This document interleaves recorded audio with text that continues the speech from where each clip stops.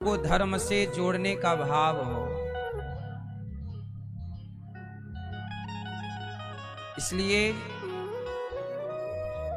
हमने बहुत सारे संतों के बारे में सुना है कि उन्होंने भंडारा शुरू किया और कोई सामान कम पड़ गया तो अकस्मात भगवत कृपा से वह सामान आता गया और चलता गया, कम नहीं पड़ता। जब आपका संकल्प पवित्र होता है और आप सही संकल्प के साथ आगे बढ़ते हैं तो आपके पग पग पर भगवान आपके सहायक और रक्षक होते हैं। अच्छा, भगवान आपकी रक्षा कैसे करते हैं? कैसे करते हैं? आपकी बुद्धि में, आपके मस्तिष्क में भगवान बैठकर और आपसे सही निर्णय करवाते हैं। जब आप सही निर्णय ले रहे हों तो समझ लो कि आपके मस्तिष्क बुद्धि में भगवान का वास है, और जब आप गलत निर्णय ले रहे हैं तो समझ लो कि भगवान नहीं, कलयुग आपके भीतर बैठ के आपसे गलत निर्णय लिवाकर गलत काम करा रहा है। अब देख लो ना, एक पिता के दो बेटे हैं। एक बेटा पूजा पाठ धर्म जप तप अच्छे काम में लगा हुआ है, अच्छे से पैसा कमाता है, राष्ट्र की समाज की सेवा करता है, और दूसरा बेटा है वो पैसे पिता के लेकर शराब पीता है और वैश्याओं के संग रमण करता है। एक ही पिता के दो बेटे हैं पर दोनों अलग अलग रास्ते पर हैं। क्यों अलग अलग रास्ते पर हैं?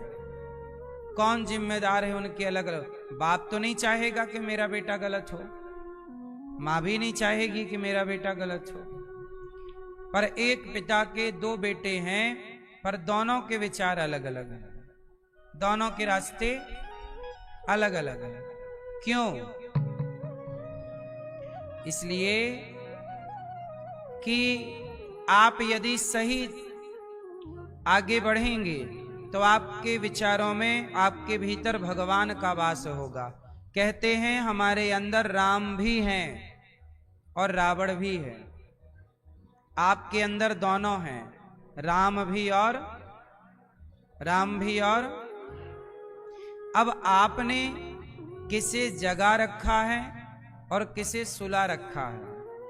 आपके भीतर के राम सो रहे हैं तो रावण जाग रहा है, फिर रावण अपने हिसाब से करा रहा है।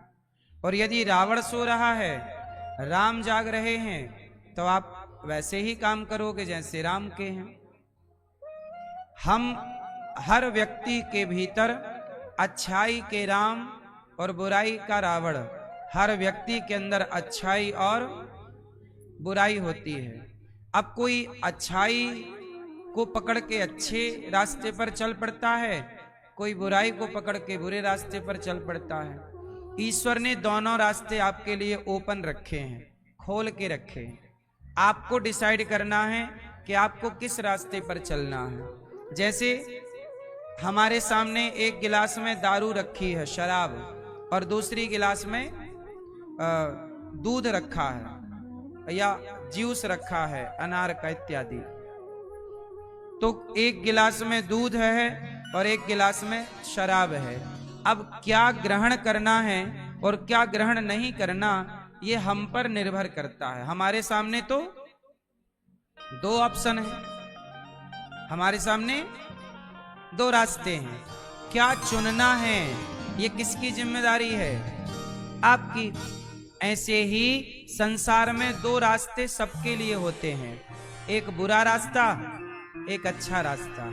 अब आप क्या चुनते हैं वो आप पर निर्भर करता है। राम ने अच्छा रास्ता चुना, रावण ने बुरा रास्ता चुना। आप क्या चुनना चाहते हैं? अच्छा चुनेंगे, थोड़ा कठिनाई हो सकती है लेकिन उसका परिणाम बहुत अच्छा है।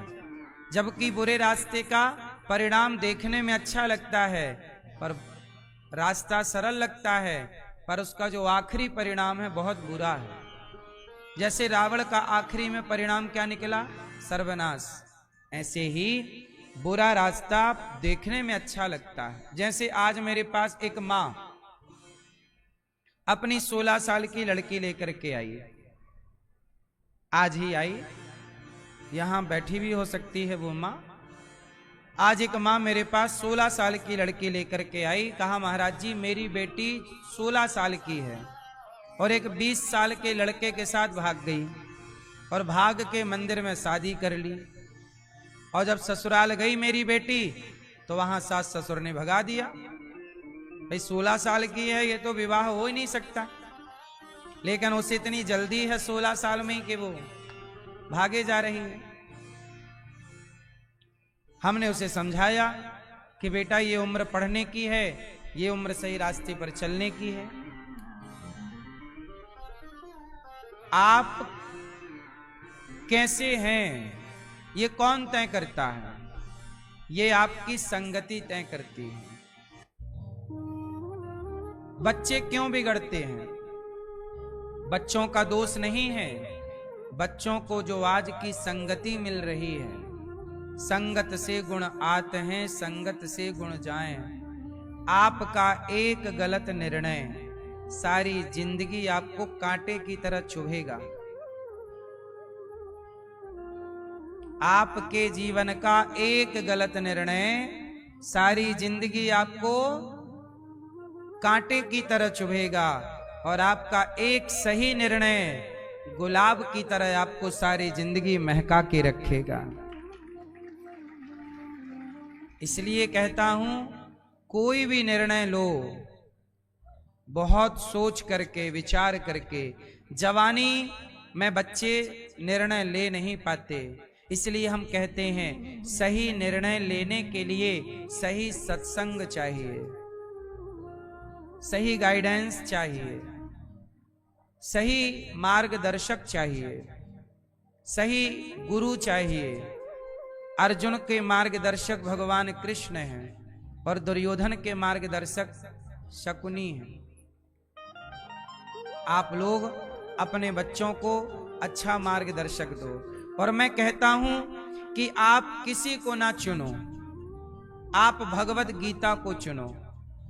भगवत गीता के वचनों को आप मानो, कृष्ण को अपना गुरु मानो। कृष्णम वंदे जगत गुरु, कृष्ण के बताए रास्ते पर चलो। हम किस पे चलते हैं? पत्रकार हमसे पूछते हैं, आपने सुना भी होगा कई बार मेरा वीडियो, कई बार मेरे से पत्रकार बोलते हैं कि बताओ आप संविधान को चुनेंगे कि धर्म को चुनेंगे, संविधान को चुनेंगे कि भगवत गीता को चुनेंगे? ऐसा पत्रकार मेरे से पूछते रहते हैं।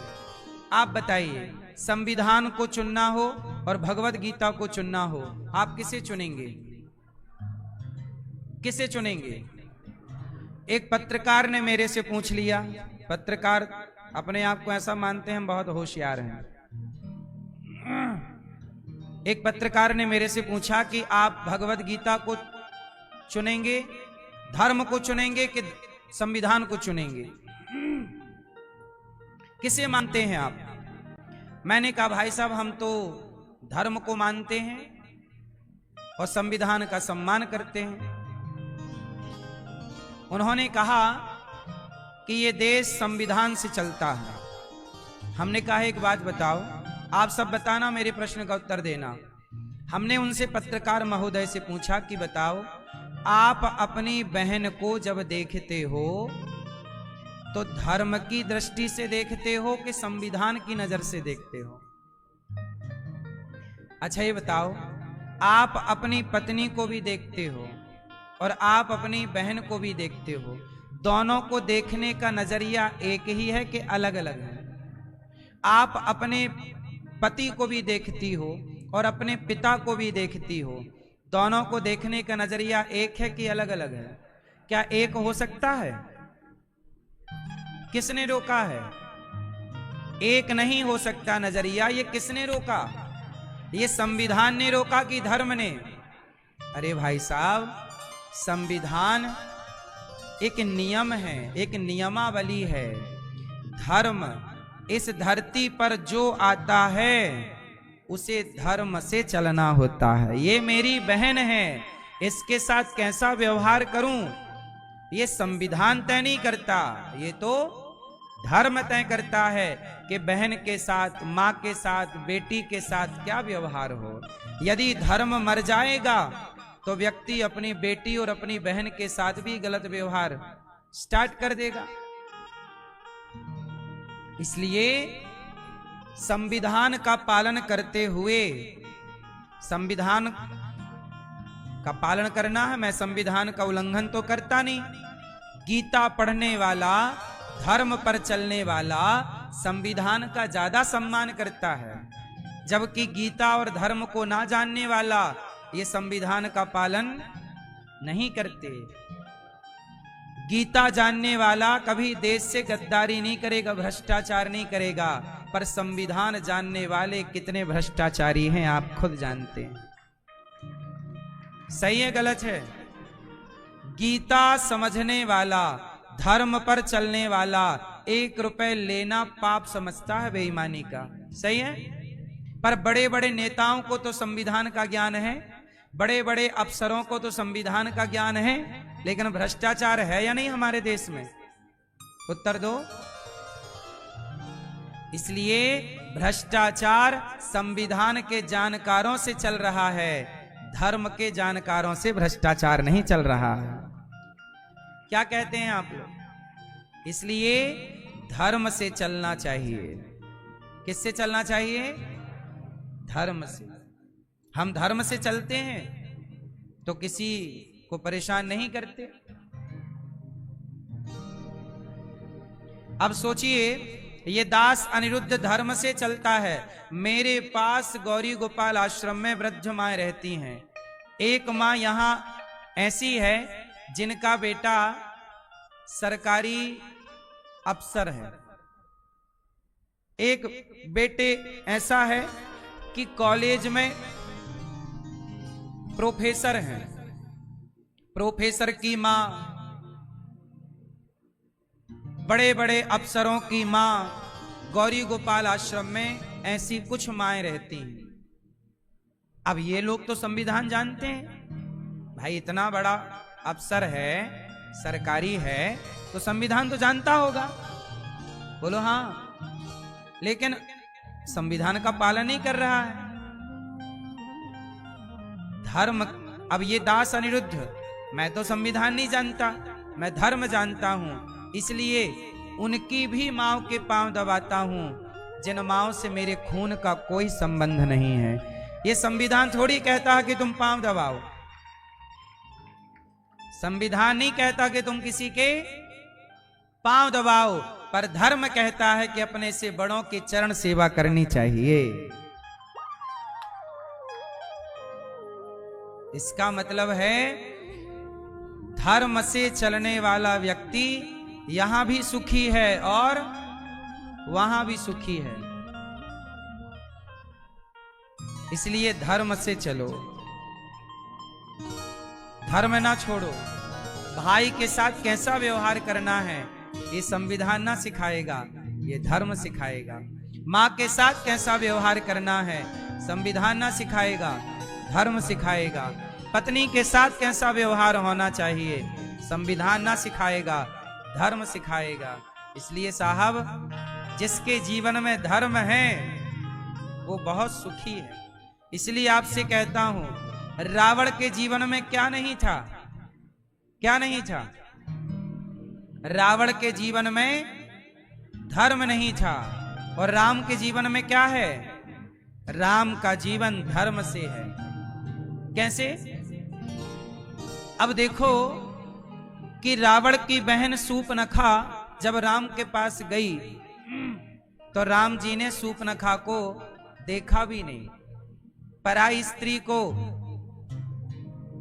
स्त्री को नजर उठा के देखना भी नहीं चाहिए, धर्म यही कहता है। नारी को देखो तो चरणों को देखकर बात करना चाहिए। आपने सुना होगा एक वाक्या कि लक्ष्मण जी ने सीता मां का चेहरा नहीं देखा कभी।